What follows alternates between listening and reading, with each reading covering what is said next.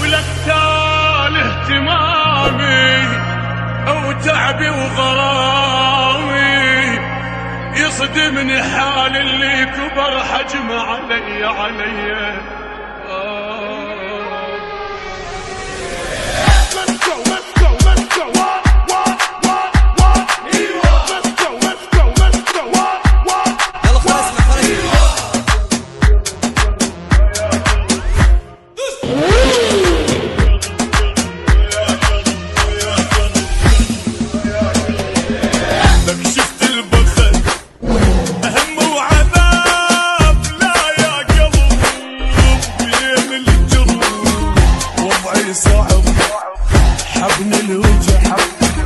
وبروحي صار وش قد اصيح ما حد سمع.